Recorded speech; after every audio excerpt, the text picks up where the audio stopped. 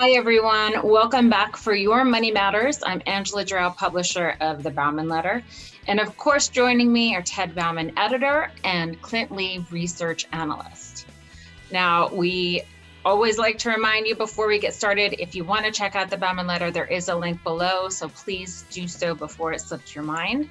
But today, for today's installment, I'm actually going to open with a quote out of Bloomberg, and it's about tech stocks. They say over the last several years, investors have ignored old-fashioned financial analysis. To pick winning stocks, it became far more important simply to choose companies that other investors assumed were destined for fast growth and hop on for the ride. Many people have made a lot of money by refusing to look too closely at the underlying revenue or income statement numbers. Now, this quote was not made last week. It was not made last month. It was made in April of 2000, but it sounds eerily familiar. So what that leads us to is the big question, and I'm sorry I have to put it this way, guys, but are tech stocks ready to party like it's 1999? I had to do it. Are we at this stage again, or is it, as many investors would love to believe, truly different this time? And Clint, I'll open that up to you. Yeah, I mean, when you look at where valuations are, I mean, we're pretty much right at those levels, especially on tech stocks, when we were partying like it was 1999.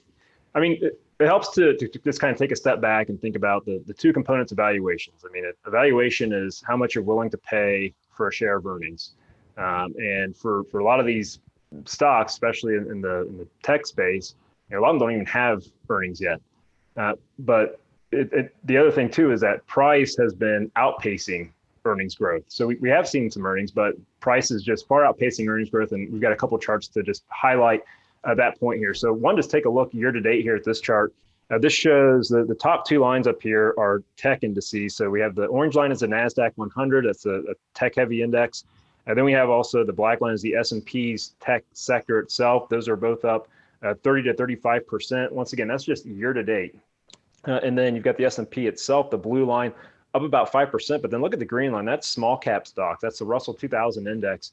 Not even though they've had a nice run here in the last couple of weeks, not even positive on a year-to-date basis. But I want to go back to the tech numbers here for just a second, because while 2020 has been an absolutely crazy year, and we've been fixated on what tech stocks have done this year, when you take a step back and look at the bigger picture, it hasn't just been this year that we've been seeing this big rally out of the tech space. I mean, next chart here, this goes back to the end of 2018, and we had the fourth quarter sell-off in 2018. But since that time, tech stocks have pretty much doubled over that time frame. So in less than 2 years, tech stocks, as gauged by the NASDAQ 100 index right here, has pretty much doubled over that time frame. Now, I want to show you the point I'm making about how profits have not kept up for these companies. So the next chart is a price to earnings ratio. This shows the price to earnings ratio of that same NASDAQ 100 index in red versus the S&P 500 in blue. And this just shows how investors are bidding up to some pretty crazy levels, how much they're willing to pay for a share of earnings today. And we always talk about the PE ratio. PE ratio is probably the most frequently commented on in the media. But I want to take another look at a different valuation metric, and that's a price to book ratio. So this next chart shows the price to book ratio for the same two indices, the NASDAQ 100 in red, the S&P in blue. And just look at how, especially over the last year-to-date period, pretty much, the surge in the price to book ratio for the NASDAQ 100 making new highs versus, you can see the S&P 500. Now, a lot of these same stocks are in the S&P, but there's other sectors in the S&P that are more fairly valued, and you can see S&P's price to book really hasn't broken out of sort of the top end of that range it's traded at historically. So that just speaks to the valuation levels and what investors are keep bidding up, what they're willing to pay for a share of profits today. All right, so now, Ted, I'm going to ask you, because I opened with this question or this thought that many investors have, that this time it's different. So I am going to ask you, is it different this time? Well, yes and no. Let's start with the no part. The no part is that both in the dot-com boom and now, the big focus of investor enthusiasm is on what are called intangible assets. And those are basically what, algorithms, software, code, whatever, that allows a company to make a product that has no physical reality. It's stored on a server. And so in both cases, that's what we're looking at. We're looking at people being very excited about future earnings, not current earnings, but the potential for future earnings coming from from the long term. The second thing that's similar is that people are trying to find ways to justify this and saying that this time really is different. And what we've seen recently is a call by some Wall Street analysts to say, let's start including valuations of these intangible assets in our calculations of things like price to book ratios. And of course, if you do that, then you enter uncharted territory because nobody can put a value on something that doesn't yet exist. So for example, they're saying companies that have research departments that have produced good products in the past will probably do so in the future. So we should just build that into our valuation model. But that's just guessing. I mean, that's just guessing. So those things are very similar to what it was back then. The thing that's not similar is that there are some companies that are genuinely profitable and valuable in their own right. Companies like Amazon, for example, or Facebook or Alphabet. I mean, these companies have produced things that are making a profit. They're making earnings. So I think it's important not to fall into the trap that this covers all technology companies. There are threats to the big ones, but it's not the same as those. So just to show you the importance of this intangible issue, which I think has implications that a lot of people are not thinking about, here's a couple of charts that show the rising importance of the valuation of things like software and code and technical know-how, as opposed to buildings and plant and equipment and all that sort of thing. First chart shows basically the relationship between tangible and intangible assets for S&P 500 companies going back to 1975. You can see that they started to diverge in 1995, which was in the lead up to the dot-com boom and bust. Again, but it's got to the point now where literally the bulk of what these big companies are valued at is really based on expectations that they'll continue to do more of what they've done in the past, but who really knows? The second thing is that we've seen, and this chart shows the tendency for companies to increase the value of their intangible investments at the end of every recession. And what that means is they cut back on physical spending, they cut back on labor costs, they shed employees, they cut their wage bill, and they increase their investment in technology. And that's to be expected. So there's a couple of things to say about that. One is that I think it raises something that we spoke about a while back, and that is the notion that you have an economy where huge amounts of money are being made in a very small segment of the economy in terms of the number of firms, companies that have huge valuations and employ almost no labor to speak of relative to their valuations. And it raises the question, what happens to everybody else? I mean, can everybody else afford to buy their products if there's no space for them in this new modern economy? Of course, a lot of these companies make money by buying and selling our data. So they're selling information about us to other companies. But even then, eventually, you have to have a real economy somewhere for money to be made. Otherwise, we don't have anything. So that's one thing. It seems like a contradiction at the heart of the economy. But the second thing is that not all of these companies are on a sound footing. And I want to show you a chart here that compares a company called Fastly, which apparently helps other firms like TikTok speed up its internet connections and uploading and downloading of videos.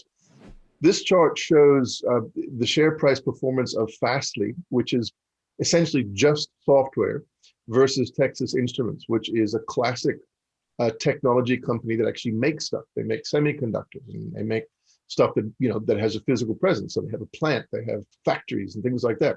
Now, as you can see, Fastly, which has no profit, never had a profit, has just skyrocketed this year. But look how volatile it is. I mean, they're up and down, and then as a result of their last quarter's earning report, they just tanked. And I think this is what we're going to see more of. I think this is a presaging of what we saw in the dot-com bust, where people are betting basically that companies will come up with this stuff in the in the future, and that therefore they're willing to pay for it. Last thing I want to say is that there's also the regulatory issue to talk about. In 2000, the thing that actually triggered the beginning of the dot-com bust was the Department of Justice had taken a lawsuit against Microsoft because of its abuse of Internet Explorer if you believe it or not, that was considered a monopoly. And they lost their ruling, they lost the case, they were forced to make adjustments. And that led to a big decline in their share price, which then triggered a slow but then rapidly speeding up decline in the rest of the tech sector. And eventually it resulted in the dot-com crash. Now, the Justice Department just took Google to court. History repeats itself? I don't know. But if I were an investor right now, I'd be thinking a little bit more carefully about my investment in the technology sector, because when those political winds start to blow, who knows where they're going to end up. And speaking of investors, Clint, let me ask you, is there a way to prepare, a way to protect yourself from what could be coming with tech stocks? I think as Ted mentioned, I mean, we know what the catalyst was last time. Will the antitrust inquiries become and suits become the catalyst this time around as well? I mean, who knows? I mean, what we do know is that stocks they go up on an escalator and they come down on an elevator. I mean, these are quick moves when it decides to happen. I think you got to watch for market-based signals. You can watch the headlines, but really look under the hood at what's going on inside the market itself. And really for me, the number one thing I'm watching right now is interest rates, and the political climate. What we get there is going to have a large influence after the election on what happens with interest rates. But I say that because, as Ted mentioned, I mean, there are profitable companies, but there's a lot of unprofitable companies, and they're getting these obscene valuations. And the reason for that is because investors expect these gargantuan windfall profits somewhere down the line. But when it comes to valuing a firm, you're taking the present value of those future cash flows, and when you're pushing that far out into the future, they become very, very sensitive to what the interest rate is that you're discounting them at. And so 10-year treasury yields, I mean, that's the number one thing that I'm watching to see if we start to see some pressure on these valuations here.